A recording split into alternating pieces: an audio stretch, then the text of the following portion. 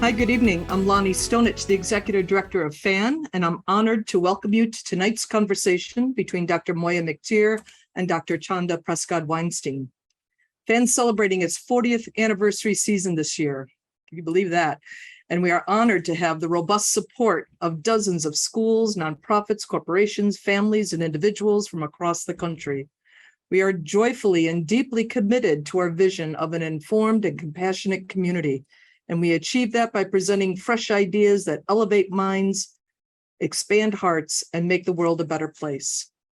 We have hundreds of videos of past events archived on our YouTube channel, so please be sure to subscribe to get updates when new recordings are posted.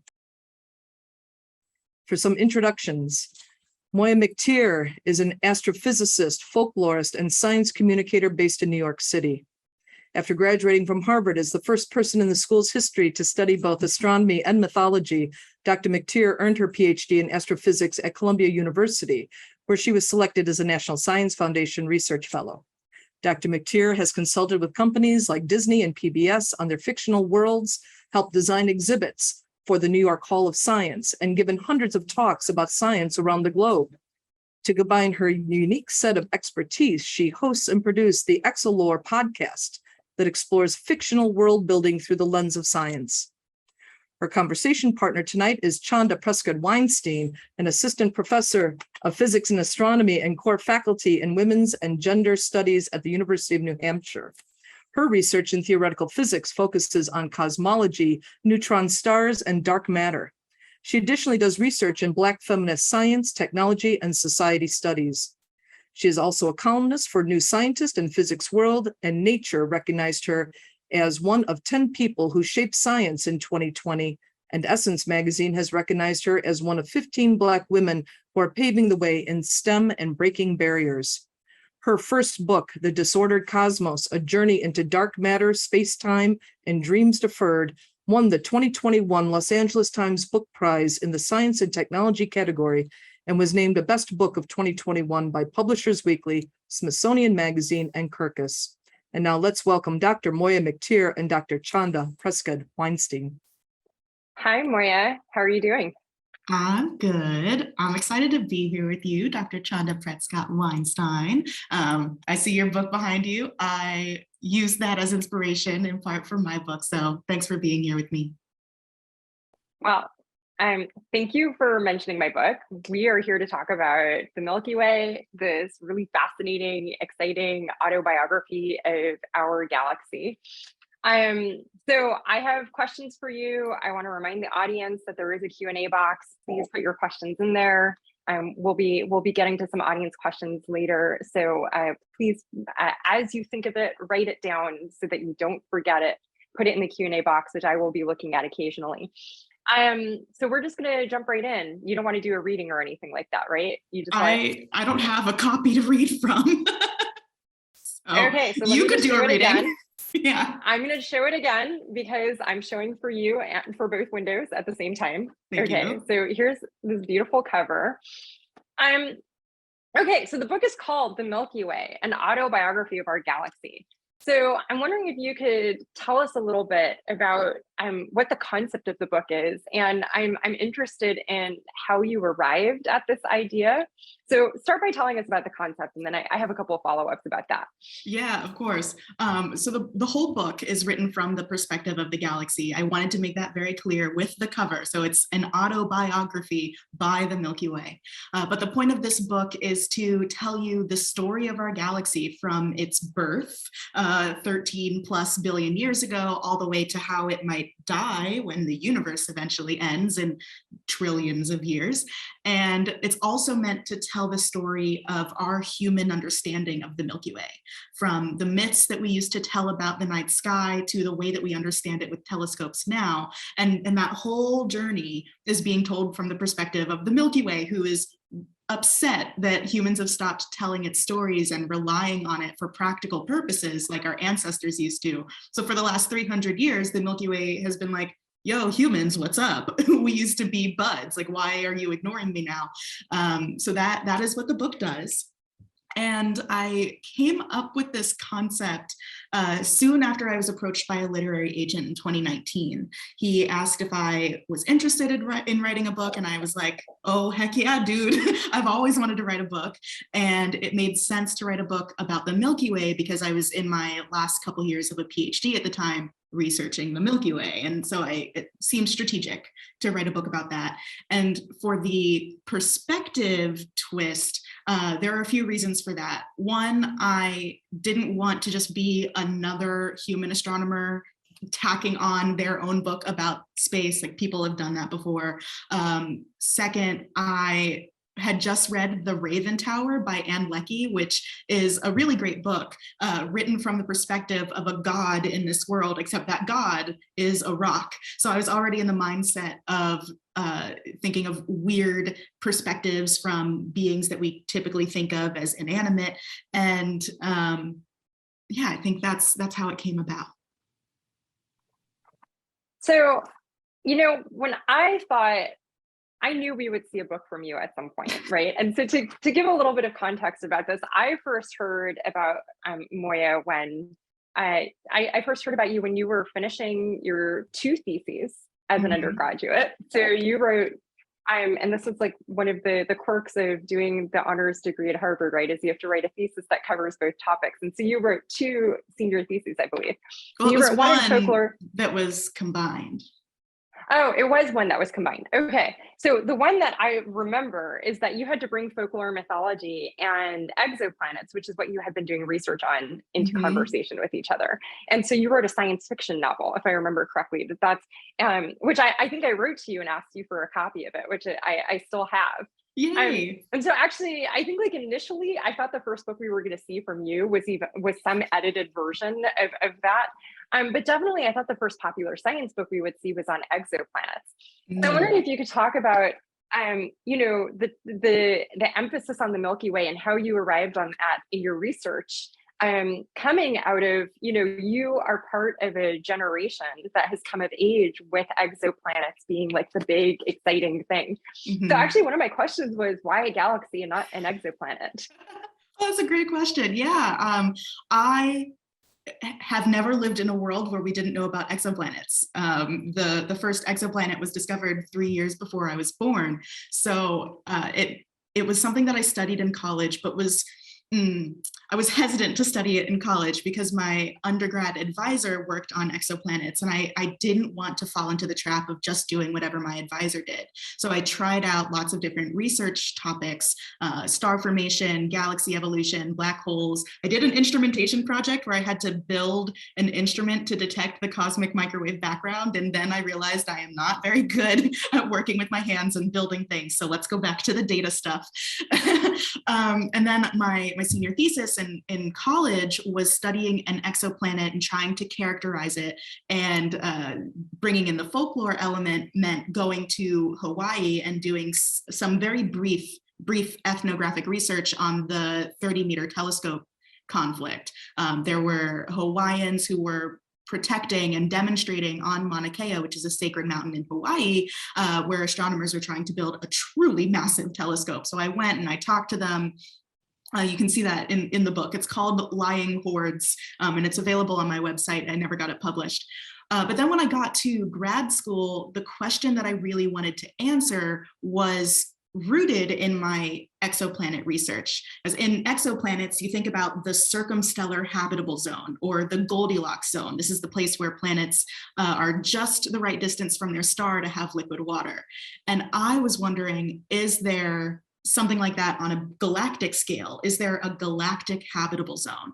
So that's what I studied in my PhD. And to get there, I started by researching more exoplanet habitability. I did a really fun project trying to figure out a way to detect mountains on exoplanets, which is really hard because planets are tiny and very far away.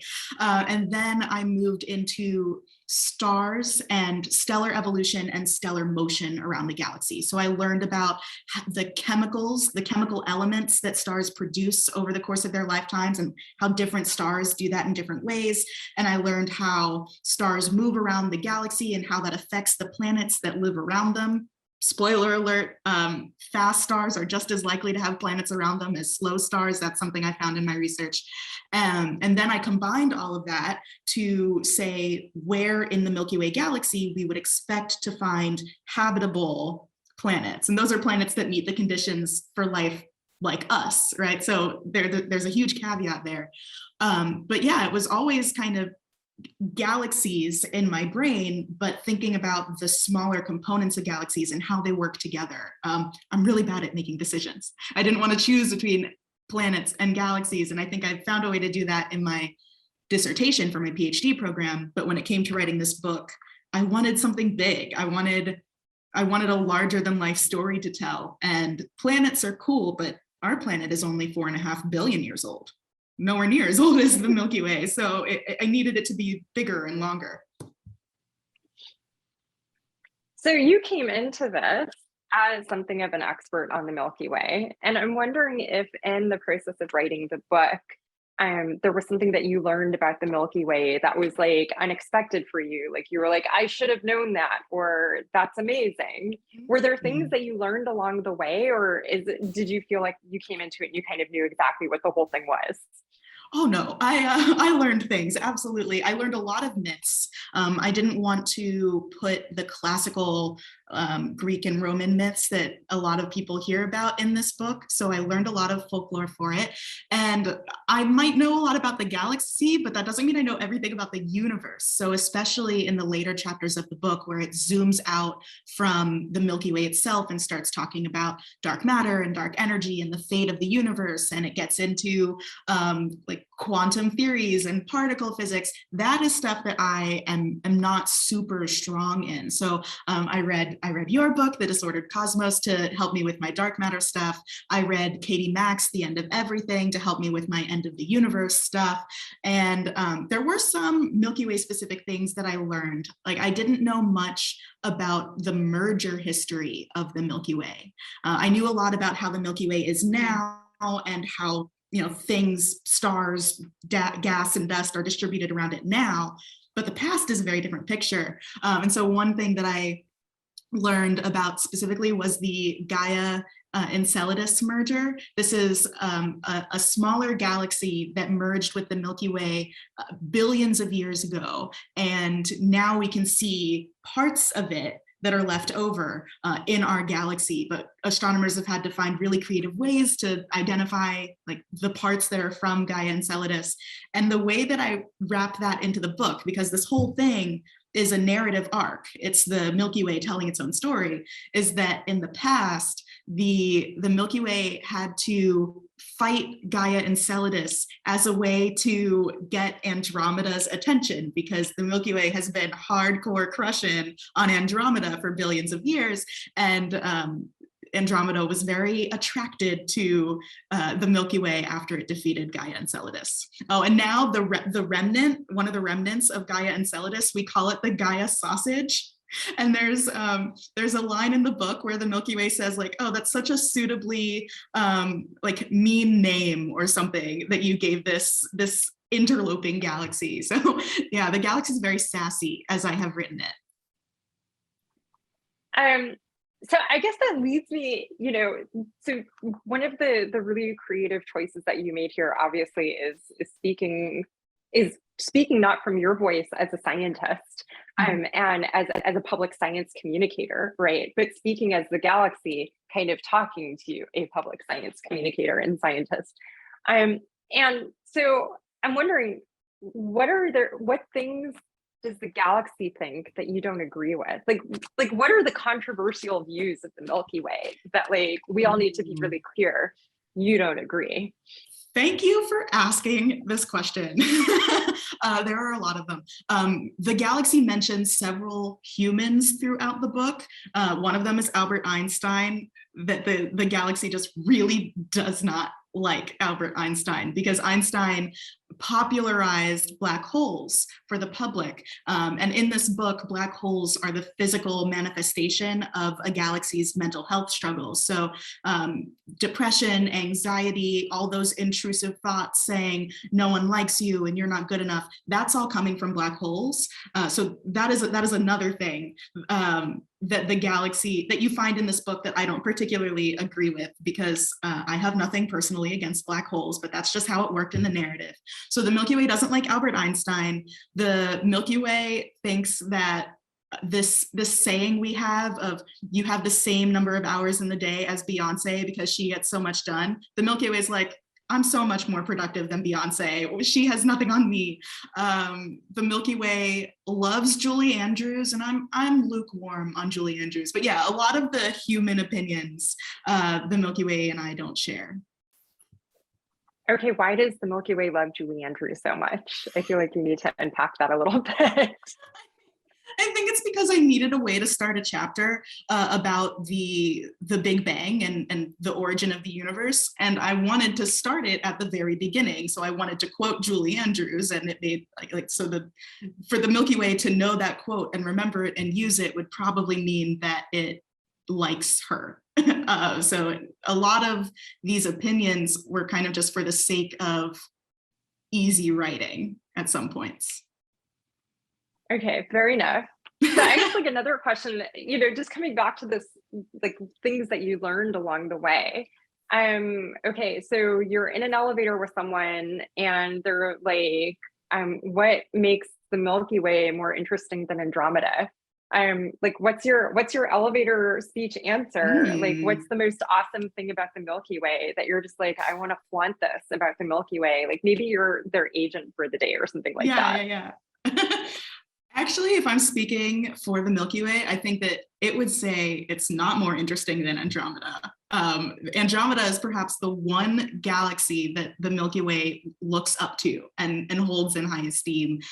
The other galaxies in our local group, like the Small and Large Magellanic Clouds and Triangulum, which is this satellite galaxy around Andromeda, the Milky Way does not have very high opinions of those. So one thing that makes the Milky Way special in our neighborhood of galaxies is that it's so massive. It is, maybe with the exception of Andromeda, the most massive galaxy in our group of about 50 that we've found. It keeps going back and forth as we learn more and as we gain more data about the Milky Way and Andromeda, both of them. We used to think that the Milky Way was more massive, and then we thought Andromeda was more massive. And now I think the consensus is that the Milky Way is more massive, but Andromeda has more stars, which is interesting. Like, why are the formation rates of these different galaxies dissimilar, and like what's going on there? So yeah, the Milky Way is just the biggest, strongest galaxy. If you think of gravitational influence as like strength, then the Milky Way is the biggest, strongest galaxy we have. It sounds like the Milky Way is working through its relationship with masculinity there, and working out like, do I have to be the biggest one? And I should say for context for the audience that Andromeda is our nearest neighbor major galaxy, as opposed to one of these satellites like the ones you were talking about earlier that's orbiting the Milky Way. And I just want to remind the audience, so we're talking science, and there are going to be things that you're like, I want to know more about that, or I didn't quite follow it. Please, these are the kinds of questions that you are allowed to ask during the Q&A. So I just want to remind people, this is your opportunity to ask like a real live astrophysicist agent for the Milky Way questions about the Milky Way, and I think maybe about exoplanets too. You might be able to get away with some questions in there. Can I go back to your point about the Milky Way dealing with its masculinity? Because that's a great point.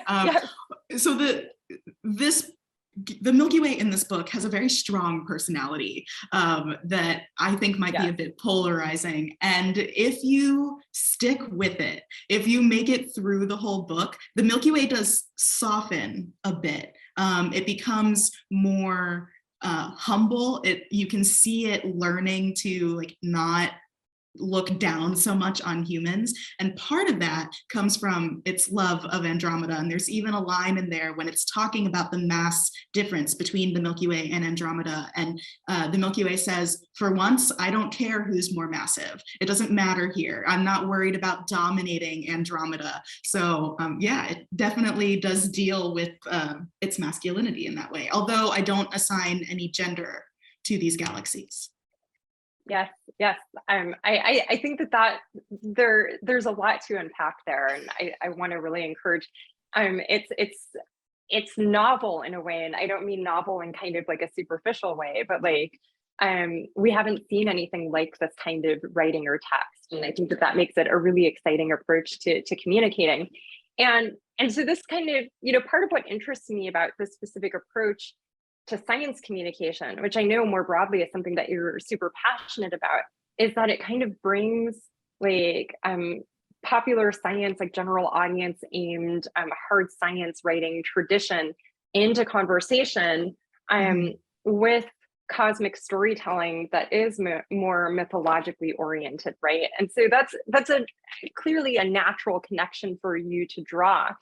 But I was actually wondering, and maybe this is going back a little bit to the first question of, as you thought about writing the text like this, did you treat it like an experiment of bringing those two ways of storytelling about the cosmos into conversation? Like, was there a specific motivation of, I want to see if I can do like mythology and write a general science book at the same time? Or is that just something that kind of happened as part of the process? That is something that I've been doing since even before I started writing the book. In college, since I studied both astronomy and folklore, I started thinking about the intersection then, and that has just evolved over the last 10 years. So I know that there are cultural traditions around the world that do kind of personify different aspects of nature. And I have grown up hearing those stories and internalizing those stories. So for me, it didn't feel like a stretch to imagine the cosmos going through their own stories in the same way that we humans do, because cultures have been telling myths like that for thousands of years. I like thinking of it as an experiment, though.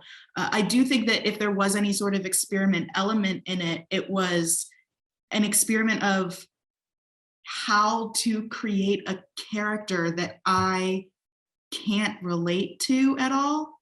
Because I've been telling stories, I've been trying to write stories with characters in them since I was a little kid. Like I said at the beginning, I always wanted to write a book. But all of those characters were human, or they were like mythical figures like werewolves or fairies or something that are very common in fiction. And it was really fun to make a character out of something that people don't think of nowadays as sentient. So this kind of brings me, as a writer, I'm always very interested in how the project happens. And so I'm very interested, one, in who you, so let me back up and actually just say, I find it really interesting that you wanted to write someone that, I'm already forgetting the words, but basically you can't, maybe not someone you would want to have dinner with, right? Yeah. Like maybe someone you might want to interview, but not someone that like you're going to go and chill with for long periods of time, right? And so that's the voice that you kind of chose. And so then I guess my question is like, what audience did you have in mind for this voice? And how do you navigate wanting the audience to read the book when this is like maybe a bit of a character that is, I'm a little bit like, I don't know, Jane Austen's Emma, like only Jane Austen loved Emma in some sense. It's kind of hard to love, but also the book's very compelling. So how did you think about your audience as you were working through that? This is maybe one of my weakest points as a writer, in that I didn't have an audience in mind. And when people asked me, who is this for? I was like, I don't know, anyone who's interested in space? Because I just wanted to write this book. I just wrote the book that I wanted to see and that I wanted to challenge myself to make. So I wasn't thinking about an audience. And if I had been thinking about an audience, and if I had been more strategic with the tone of the book, I would not have written it in this sassy, snarky, jerky tone. So I mean, it sounds like you did have an audience that you wanted to write to, like maybe yourself, to young Moyas, to other folks like you. And I'm curious about what that process of developing, like, did you just sit down and you were like, well, I like chocolate, so the Milky Way has to like vanilla? Like, how do you craft that character, specifically because the character is sort of in relation to you, it sounds like. Yeah, there you can absolutely see a lot of influence. Both you can see things, if you know me really well, you can see things in this book that match my personality, and you can see where I tried to go the opposite way. But I'll try to answer your previous question again. So I guess the audience that I had in mind were people who feel very disconnected from space, people who might be intimidated by space, people who feel afraid of space, because I thought that by personifying the Milky Way and getting them to have almost this like conversation with the Milky Way as a character, that it might get them to realize it's not as intimidating as I think it is. Space, while it is big, doesn't pose any sort of threat to me. And it's also something that I'm a part of. The Milky Way says over and over in this book, you are a part of me. I am not separate from you, because that's something I really want people to get about space. And then like crafting the different personality quirks of the Milky Way. So overall, the arc that the galaxy goes through from being this very angry, kind of depressed, very superior being, to feeling more confident in itself and seeing the value in the people around it, even the tiny humans who are deep inside its belly. I wanted all of those quirks to be inspired by the science. So I sat down and I thought, if I were a being that was 13 plus billion years old, and when I was born, I had all of these other galaxies much closer to me, and we were partying and we were friends and everything was great. And then the universe expanded, and all of a sudden I only have 50 tiny, annoying galaxies left. And also I spend all of my time making stars, falling in love with them, and then watching them die. I'd be pretty messed up too. And I would have a lot of mental health struggles too. Maybe if I had not been writing this book during the pandemic, when I myself was going through some of my worst mental health ever, this wouldn't be what the book looks like. But I was writing it in the pandemic, and maybe another audience that I thought I could reach once I worked through the organization of the book was people who were struggling with their own mental health, as I know so many people have over the last couple of years. I think that is really powerful, and I think connects to the question of, people often ask, what should my relationship to the cosmos be? And actually, I'm just going to point to there's one question in the Q&A box that's asking how you study astrophysics without being utterly overwhelmed about how small we are in comparison to the rest of space. And does personifying the Milky Way somehow make it more manageable? But so I'm wondering if you can say a little bit about, what is our psychological relationship with the cosmos, and how do you see your text contributing to that conversation or helping people build that relationship? Ooh, there's a lot here. So historically, humans have had a very close relationship to space. So many cultures around the world put their gods and their origin in the sky. They saw the constellations and even the changing weather patterns as the will of their gods. You can see this in a lot of different cultures: Greek, Egyptian, Norse, so many. And some cultures even said that we could influence space. There's a myth in the book that I heard for the first time a couple of years ago, and I had to include it because I always think about it. It's a myth from the Khoisan people of Southern Africa, and they say that at the beginning of time, the sky was dark. There were no stars to light anything. But there was a young girl who was dancing around a fire one night and needed to get home to eat dinner. This is just one version of the story. But she didn't know how to get home. There wasn't any light to illuminate her path. So she took embers from the fire and threw them up into the sky, and that created the path of the Milky Way that we see.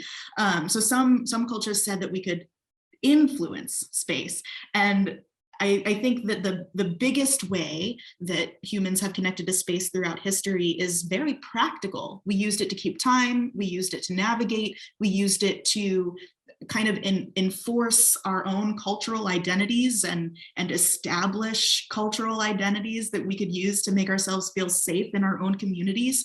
And now with industrialization, with light and air pollution, with modern technology, we have lost that practical connection.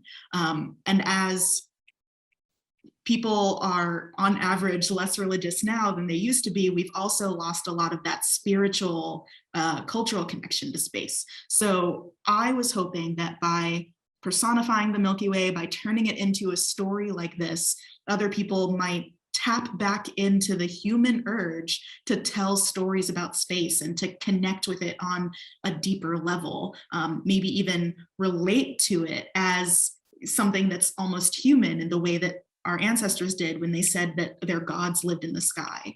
At the end of the book, I'm not going to give too much away, but at the end of the book, the Milky Way says that it wants humans to start telling stories about it again. So I hope that with this book, people will learn about the Milky Way, will learn about space, and will be so in love with it because the Milky Way is so charming that they can't help but imagine other stories for it or look up the stories that our ancestors have told. So before I go back to my questions, I actually think that there is a great follow-up here that I'm going to kind of pull from the audience. So there's a question as to whether other galaxies are jealous of the Milky Way's monopoly on celestial autobiographies. Ooh. And so I guess my version of that question is, you said that the Milky Way wants people to tell its story again. Does it want people to tell other galaxy stories, or does it want them all to be about the Milky Way? That's a great question.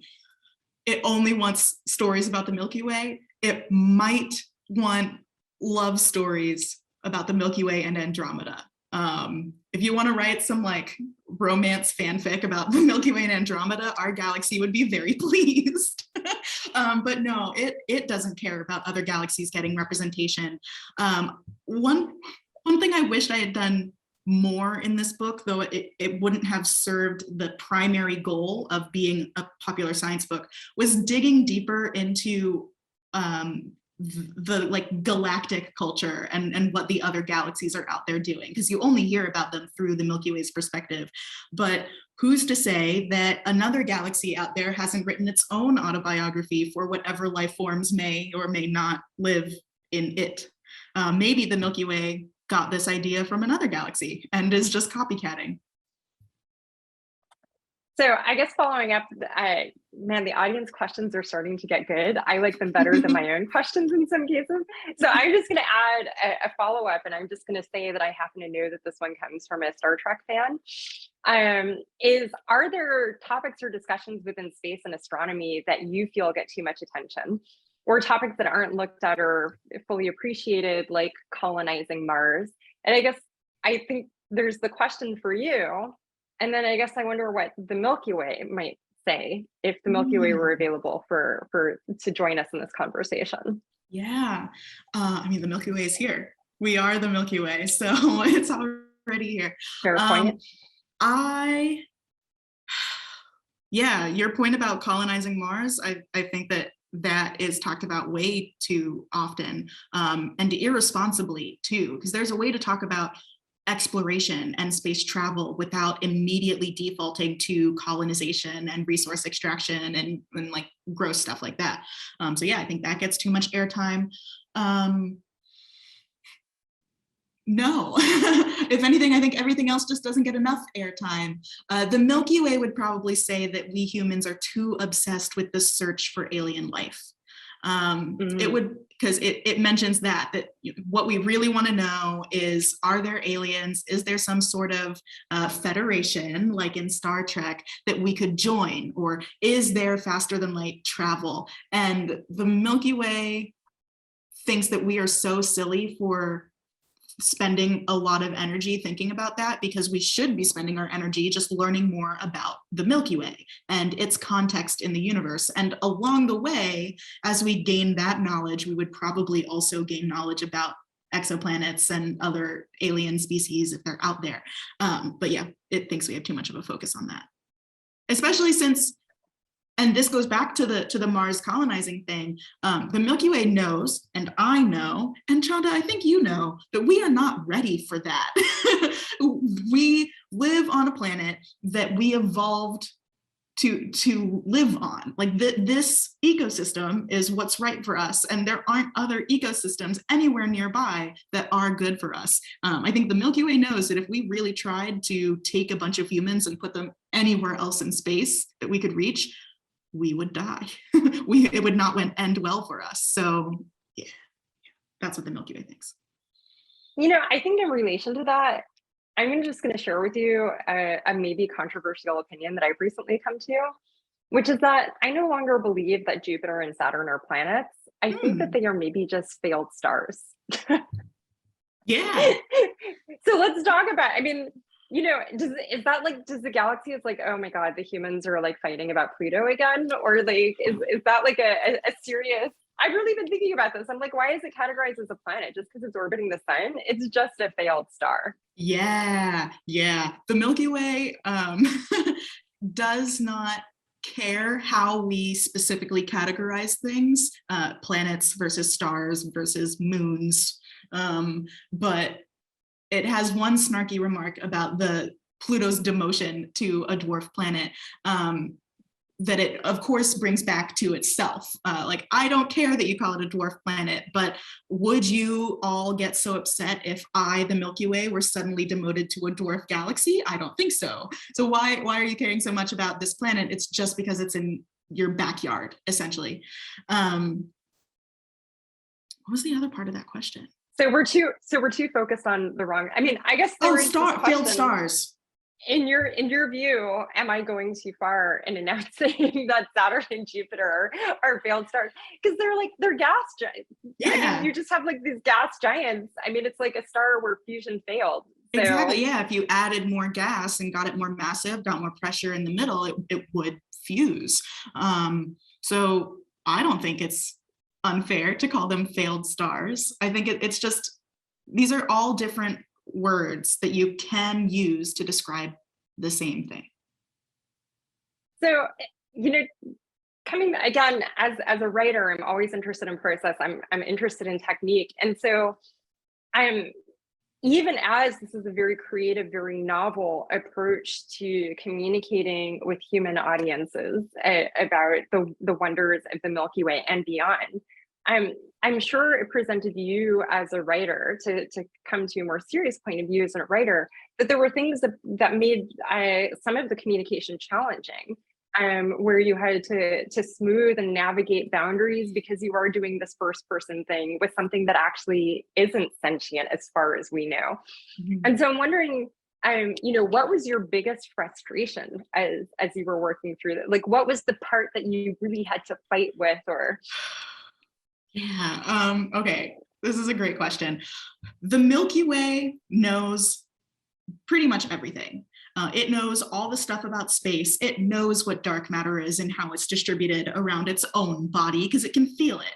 It knows where other galaxies are and what they look like. It knows if there are aliens out there, but I didn't know that. And I didn't want to say anything false or speculative in this book. So I had to pretend to be an essentially omniscient figure without saying everything or like giving you all the facts. So the way I got around that in this book is that the Milky Way just loves to watch humans struggle to learn.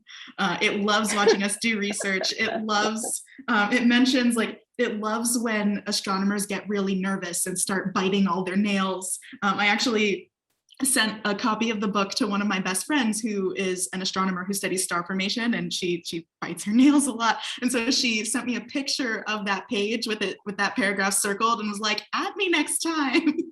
But yeah, it was so what I ended up doing was saying that the Milky Way promised itself when it started this project that it wouldn't tell us humans anything that some humans didn't already know. So I think that I managed it, but then there's this whole chapter at the end where the Milky Way is hinting at its secrets. These are the things that it knows that it refuses to tell us, but it did tell us how human astronomers are actively trying to solve those questions. And those big secrets are what is dark matter, what is dark energy, and are there aliens? It doesn't tell us, All right, but so it hints at it.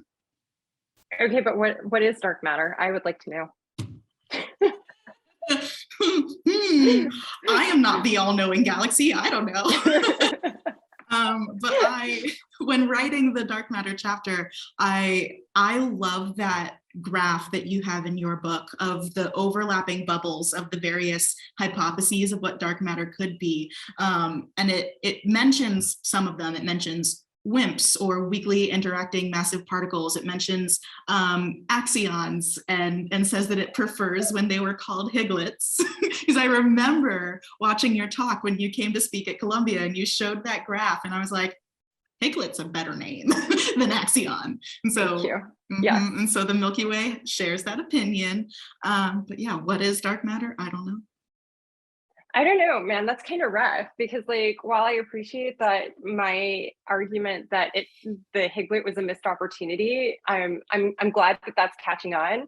But I don't know if I want a shady character like the Milky Way getting, like, when that person's on your team, do you want to be on that team? Like, they're tough questions there. That is great. I mean, the Milky Way has some character flaws, but I still think I would always want it on my team. Excellent. Okay, that's good to know. So I'm also curious about, what was your writing process like? Because you were already working on this by the time you got to the point of writing your dissertation and defending your dissertation. So how did you navigate, you're still doing your research, you're also writing up the most significant document of your life so far, and you're also starting to work on this project that's radically different from doing research in some substantive ways. And definitely the style of writing is very different. So how did you kind of manage that? I mean, this is like a really like maybe geeky question, but like, what tools did you use? Like, I'm dependent on Scrivener for my book projects.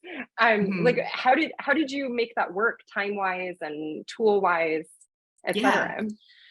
So I was strategic in choosing the topic of this, so that I was writing a dissertation and a book both about galaxies, and that meant that I didn't have to do extra research for it, which was really nice. I'm kind of old school. Everything that I planned for this book lives in yellow legal pads that I have as a stack in my room at home. So the scheduling was really important for this. I usually wrote like 3 or 4 chapters at a time to send them to my editor. And so there would be moments of frenzied book writing where I would write like 4 chapters in a month, dedicating a week to each chapter. And then I would have long stretches of time when I wasn't working on the book at all because I was waiting for my editor's comments. And so in those times, I could work on the research and the dissertation. And then I defended last April. So after that, I could just work on the book. And leading into the fall of 2021, I got to do most of the editing. So I just split it up and never worked on both of them at the same time so that I could compartmentalize. I'm curious about, doing that work during the pandemic. Obviously, you weren't doing a lot of moving around, which maybe makes it easier to use the kind of the notebook system that you've been using. my impression is that you're moving forward, your plan is to focus exclusively on doing science communication and engaging the public on science. And so you're probably going to be more mobile. So going forward, do you think that that system is going to continue working for you, or are you starting to think about like other ways that you're going to approach it as you become more mobile? I'm on the road doing science at the same time. Oh no, now I'm sorry. wondering. No, it's okay. I mean, I really like the feel of writing something down by hand, just not to write like the actual text by hand, but I love outlining by hand because I can draw arrows and move things and reorder things in a way that you can't really when you're typing, or at least I haven't found a good way to do that. So I do think I'll probably continue to use the yellow legal pads. I like the idea of one day having a shelf on my bookcase that's just like my yellow legal pads from all the books I've written. And yeah, I think that I write from beginning to end. Like I wrote this book from the first chapter through to the last chapter in order. And before I started working on every chapter, I would write a very bare bones outline of here are the major points that I want to be in this chapter. And then I would expand on each of those major points on the yellow legal pad with references that I wanted to be sure to include. And then I had like the notes app on my phone where I could, every time I was out and I had a thought of something I wanted to include in a specific chapter, I had a note that was called Book Thoughts. And I would just write whatever I wanted and then incorporate that when I got back home. Wow, the disordered cosmos was a lot more disordered in terms of the writing process. Yeah, there were points at which I was like, actually, these chapters go together. And that was something, so that's really interesting to hear that it was a very different process. So there was some rearranging of the chapters. So there are almost alternating science chapters and myth chapters in the book. And in the beginning of the book, in the first half, I was very clear on what I wanted the order to be, but in the end, it was less clear to me. So those ended up being rearranged a few times. Specifically, if you have the book now, or when you get it, specifically the crush and constellation chapters swapped like 5 times before I sent the final copy to my editor. So I think the last question that I really had, and then I will entirely focus on the audience questions, is this part of a larger series? Like, do you think that maybe you will come back and do an exoplanet or an extra solar planetary system? Is that on deck? It's not a possibility. Okay. So I have a couple ideas for books that I could write next. One of them is similar to this autobiography format, but I've already done this, so I don't want to do that again. I have the idea to write almost like a coming of age story for a proton, because a proton can be anything. And so I have this idea for a story about a young proton that is trying to figure out what it wants to be. And in that way, I can talk more about the small stuff that I didn't get to talk about in this book, because in the words of the Milky Way, why would I care about a neutrino? They're too tiny for me to bother with. So that's one idea. And then to kind of get a little bit away from space, which has been important to me for my mental health after I finished my Ph.D. I have an idea for a book that is an epistolary novel, so it's written in the form of letters between the 9 Greek muses as they are telling each other about the ways they've influenced humanity at our major like moments of learning. Maybe I would love to write a book from the perspective of a planet or a star, but I think the proton and those things come first. The part of me that likes to teach stellar astrophysics is immediately like, okay, so there's going to be a whole new neutron drift discussion in the proton book, right? Because like one of the things, because neutrons and protons are made of quarks. Yes. It could actually just decide it actually wants to be a neutron, right? Like, and I think that that could be the thing it decides. Yeah, and there are so many like amazing real world connections that I can make with that. It was really important to me to make it clear that this galaxy does not have a gender. Even though so many people who read it end up assigning it a gender, most often using she, her pronouns. But it was really important to me to bring that in. And it was really important for me to insert some of my beliefs, like the JWST naming controversy. The Milky Way firmly believes that the name of JWST should be changed. This telescope that we just launched into space last Christmas, and it firmly believes that we have not paid enough attention to the work of women and people of color and queer folks because we have silly human prejudices. So I think that it'd be really fun in a proton book that like could turn into a neutron to bring in like trans stories and gender stories and like really connect it to the queer experience here on Earth. So actually, that's a great bridge, because one of the early questions was about the discoveries that have been made with the Just Wonderful Space Telescope so far. And have they changed your thinking since the writing of the book? And I was thinking about, that's one of the hard things about doing science writing, right? Is that the knowledge is so dynamic. And in fact, we did get that incredible deep field image that has maybe radically changed our understanding of galaxy formation, right? So maybe you can say more about like what it's like to have a book come out on a topic that's literally like hot in the sky. Yeah, it was so frustrating. So I did manage to damn the galaxy. I did manage to JWST did launch before the book final version had to be in, so like I got that, which was nice. But there are so many other things. Like we definitely didn't have the images by the time I submitted the book, so that needs to be updated at some point.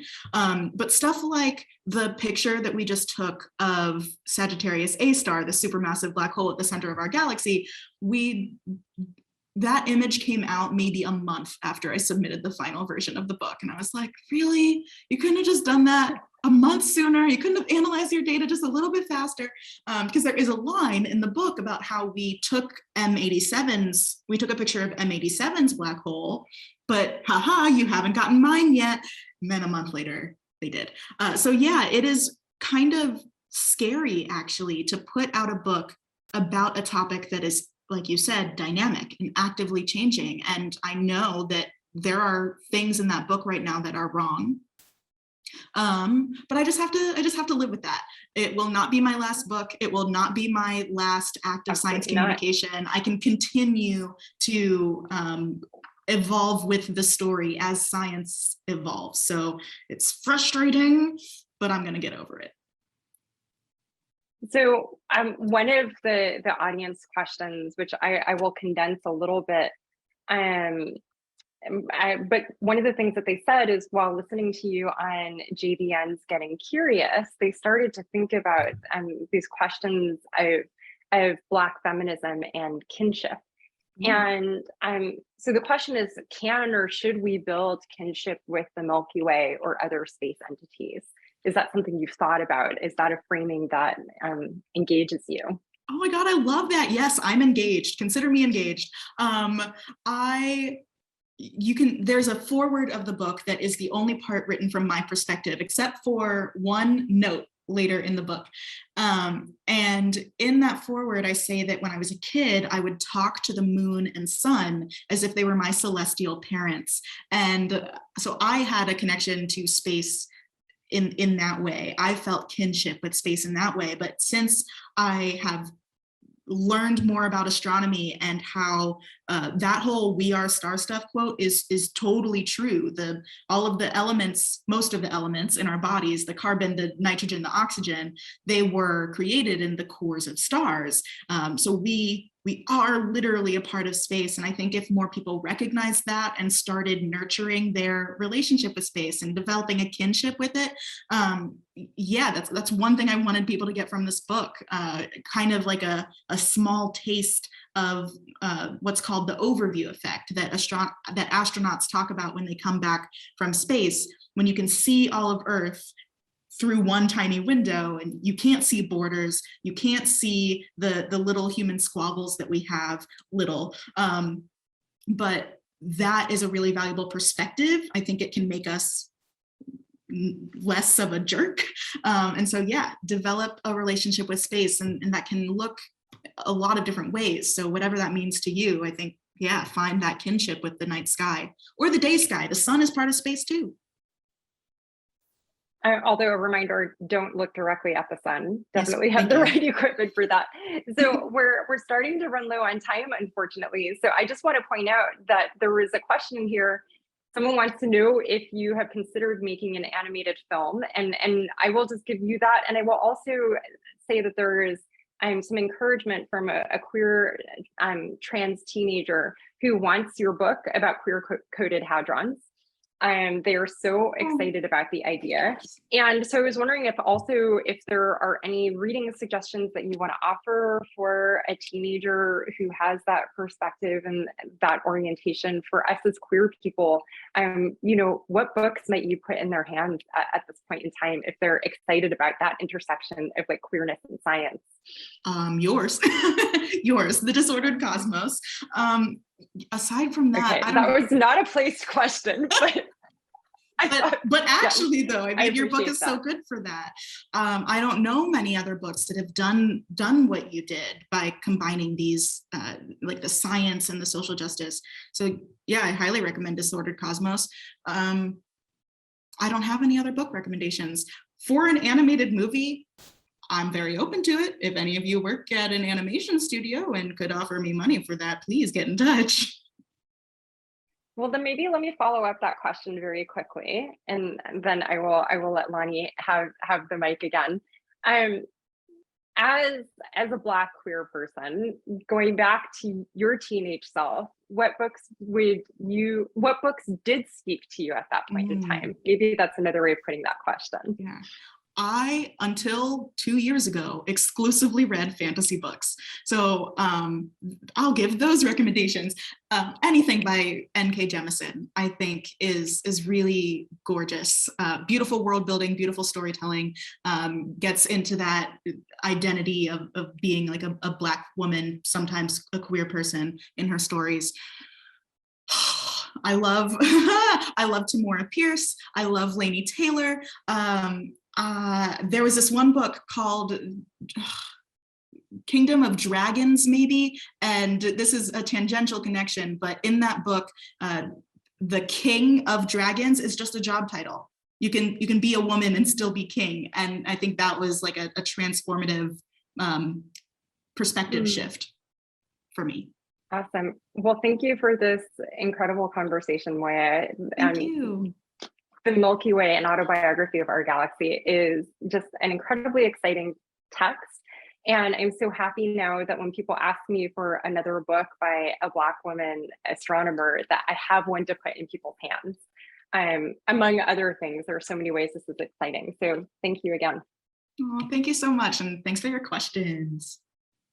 Thank you both for a really excellent conversation. Chanda, we really appreciate your careful preparation. It was really just so great, went so fast.